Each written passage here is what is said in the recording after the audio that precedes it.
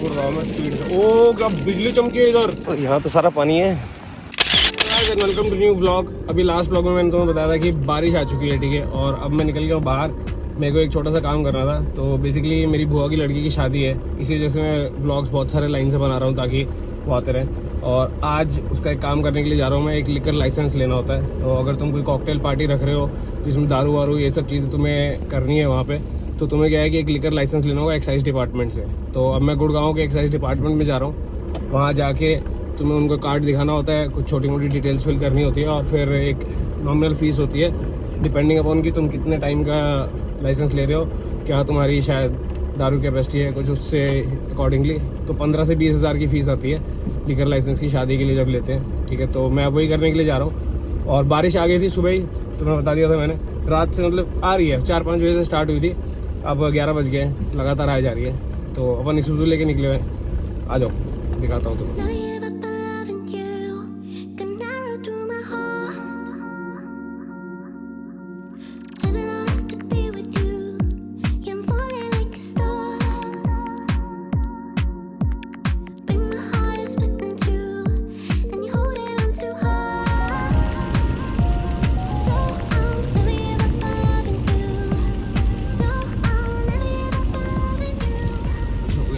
जाम लग गया है द्वारका में।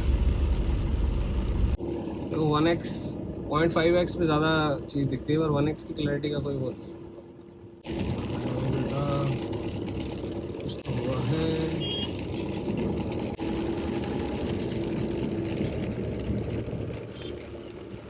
उसी पे गाड़ी टॉप कर रहे हैं, समझ में नहीं आएगा इस क्या हो रहा है।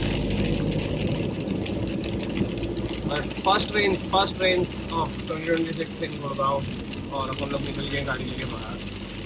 ये भी अपना अलग हो जाए, क्या तेज हो गई है बारिश भाई इधर। यहाँ पे भी कुछ हो गया है।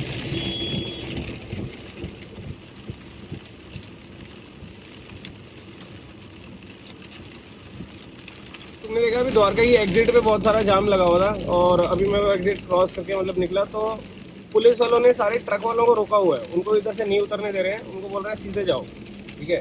तो पता नहीं कुछ तो चल रहा है, कुछ ना कुछ ट्रैफिक मैनेजमेंट करना चाह रहे हैं, अच्छी बात है। चलो गुड़गांव फाइनली काम चल रहा है, पर ये बात देखो माननी पड़ेगी, गुड़गांव चाहे कुछ भी कोई भी कहता रहे, हर कुछ सालों में चीज़ें बदल रही हैं। एक्चुअल में तुम बैठ के अगर सोचो ना, तो हर कुछ सालों में चीज़ें बहुत बदल रही हैं गुड़गांव में स्पीड से। ओ क्या बिजली चमकी है इधर, आज तो सेक्स मौसम हो रखा है भाई, मज़ा आ गया, मज़ा आ गया। और ये वाला हाईवे भी खाली पड़ा है, दिखाता हूँ तुम्हें, देखो ट्रक रोक रखे हैं ना इस चक्कर में। देखो 10:30 बजे 11 बजे इस हाईवे पे इतना खाली तो मिलता ही नहीं है। यहाँ पे रोंडा चौक के पास भी ये ट्रकों को रोक दिया पीछे, इस चक्कर में खाली दिख रहे हैं। तो अब चलो यहाँ से मैं जा रहा हूँ, जो ऑफिस है वो है मैदानता के पास, मतलब झाड़सा के पास। तो मैं जा रहा हूँ अपना काम करने, ऑफिस चलेंगे पहले, वहाँ पे काम करेंगे अपना, और फिर उसके बाद मनोज भाई से मिल लेंगे थोड़ी देर। टैक्सी मौसम हो रहा है तो घूम लेंगे ना गाड़ी में, तो दिखा देंगे। ये देख लो भाई, ये हाईवे भी इतना खाली पड़ा, ओ पानी, टैक्सी वाला ऑर्डर कर रहा है।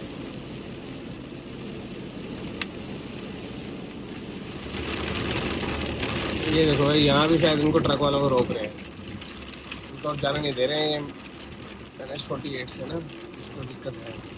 ये देखो पुलिस ने बैरिकेडिंग कर रखी है। अरे भाई गैंड, ये देखो पुलिस वाले भाई रोक रहे हैं तो सबको, बैरिकेडिंग कर दी है, और कोई भी ट्रक्स व्रक्स और इन सबको अब ऊपर से नहीं जाने दिया जा रहा है भाई। बहुत ही बढ़िया, बहुत ही अच्छा काम कर रहे हैं, वेरी गुड। देखिए मैंने अभी पीछे ही बताया तुम्हें, द्वारका पे भी रोक रहे थे, ट्रक वालों को इधर नहीं आने दे रहे थे, और अब राजीव चौक पे भी इन्होंने मेन हाईवे पे बैरिकेडिंग लगा रखी है, और ये ट्रक वालों को नहीं आने दे रहे हैं, ट्रक वालों को इधर से नीचे उतार दिया इन्होंने, और इस वजह से पूरा हाईवे खाली पड़ा हुआ है। बढ़िया मज़ा आ रहा है। अगर ये चीज़ परमानेंट कर दी जाए, कुछ ऐसा कर देना, तो मैं कह रहा हूँ मैक्सिमम ट्रैफिक का प्रॉब्लम सॉल्व हो जाएगा इस पूरे रोड का, इस पूरे हाईवे का। क्योंकि इस पूरे हाईवे में सबसे ज़्यादा दिक्कत ही यही है कि साले इस पर इतने ट्रक चलते हैं ना भाई, और वो इधर उधर, वो ऐसा भी नहीं है फॉरेन की तरह एक लाइन पकड़ के चले, इधर कई 4 लाइनें हैं, कई बार 4 लाइनें भर के चल रहे होंगे ट्रक वाले भाई, कमाल है उनकी। ठीक है, इन लोगों के साथ करना चाहिए ये सब चीज़ें पुलिस वालों को। Well done Gurgaon police, I love you. और अपन यहाँ से नीचे हो गए हैं, और यहाँ से अपन जाएंगे अब राइट लेके झाड़सा की तरफ, जहाँ पे एक्साइज का ऑफिस। अब ऑफिस के अंदर मुझे पता नहीं मैं कितना रिकॉर्ड कर पाऊंगा या क्या नहीं, पर तुम्हें आके सारी प्रोसेस समझा दूंगा कि क्या करना होता है। ये है भाई सामने जो तुम्हें दिख रही है ना बिल्डिंग, ये है एक्साइज का ऑफिस। तो भाई गुड़गांव में अगर तुम्हें आना है ना तो तुम्हें यहीं आना होगा, संसाधन भवन में पहुँच गए एक्साइज डिपार्टमेंट में। ठीक है, अब यहाँ से मैं भाग के अंदर जाऊँगा और मैं कोशिश करूँगा अगर कुछ दिखा पाऊँगा रिकॉर्ड करने का, नहीं तो फिर तुम्हें पता है सरकारी दफ्तर क्या होते हैं, कैसे होता है। तो अपने को बिना बात की फालतू पंगे लेने नहीं है, अपने को इनसे काम है। तो किसी को भी कोई भी लाइसेंस लेना हो ना अगर किसी पार्टी शादी वादी के लिए, तो यहीं से आके लिया जाता है वो। ठीक है, चलो फिर मैं जाता हूँ, करके आता हूँ, फिर तुम्हें बताऊँगा क्या प्रोसेस थी क्या था। सामने यहाँ भाग के जाना है मुझे भाई।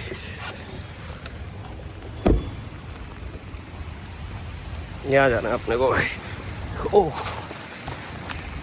यहाँ तो सारा पानी है, यहाँ से वहाँ कैसे जाऊँ? तेरी भाई यहाँ पहुँच गया हूँ मैं, बट डिपार्टमेंट बंद है, एक्साइज डिपार्टमेंट बंद है भाई, कोई है ही नहीं यहाँ पे। बिना बात किए आगे, बहुत गलत बहुत गलत। अब चलो, तो तुमने देख लिया, गीला भी हो गया मैं, फिर से जूते भी गीले हो गए। एक तो उसके गेट के आगे इतना पानी जमा हुआ था। ठीक है, मैं वहाँ गया, मैं कहा छोड़ जूते कोई नहीं, तो देखी जाएगी। मैं गया पर कोई गार्ड नहीं है, कुछ नहीं है, बंद है। फिर अब मुझे पता चला कि मकर संक्रांति है, किसी चीज़ की छुट्टी है आज, और अब 2-3 दिन की और छुट्टी रहेगी। तो ये काम मेरे को, अब हिसार भी जाऊँगा तो आने के बाद ही करना पड़ेगा, उससे पहले नहीं हो पाएगा। ठीक है, बट तुम्हें एनी केस में तुम्हें बता देता हूँ, इसमें तुम्हें क्या चाहिए होता है, तुम्हें पता होना चाहिए कि कौन सी पहले तो डिस्ट्रिक्ट है, वो तो तुम्हें पता ही होगा, शादी या फंक्शन तुम कहाँ कर रहे हो। 2 तरह की वेन्यू पूछते हैं वो, कि प्राइवेट है या कमर्शियल है। इसमें तुम्हें प्राइवेट वेन्यू जब सेलेक्ट करना है जब तुम अपने घर पे या अपने प्राइवेट फार्म हाउसेस पे पार्टी कर रहे हो और दारू वहाँ पे मतलब सर्व करना चाहते हो। नहीं तो फिर तुम्हें अगर कमर्शियल तुमने कोई जगह बुक की हो तो उसमें कमर्शियल सेलेक्ट करना होता है। जनरली ये कमर्शियल वाले लोग जब तुम सेलेक्ट करते हो तो तुम्हें करवा के दे देते हैं। जब तुम खुद के लिए पार्टी अरेंज करोगे तो तुम्हें ये सब करना पड़ता है। ठीक है, तो अब इसमें क्या है कि तुम्हें सारी चीज़ें ना वहाँ पे केटरिंग वेटरिंग अगर तुम ले रहे हो किसी की, तो वो भी तुम्हें वहाँ फिल करना होगा, उसका TIN नंबर डालना होगा। और अल्कोहल तुम कितनी केसेस लिखने होते हैं, ठीक है, बॉटल्स में लिखने होते हैं, कितने केस तुम लिख करके लेके जाओगे और कितने बियर के, ये भी तुम पहले से स्पेसिफाई करते हो। और टाइम और डेट स्पेसिफाई करते हो कि कब कब की तुम्हें परमिशन चाहिए। मैंने तुम्हें बताया था पहले भी कि टाइम और डेट पे ही डिपेंडेंट होगा कि तुम्हें कितना चार्ज लगेगा।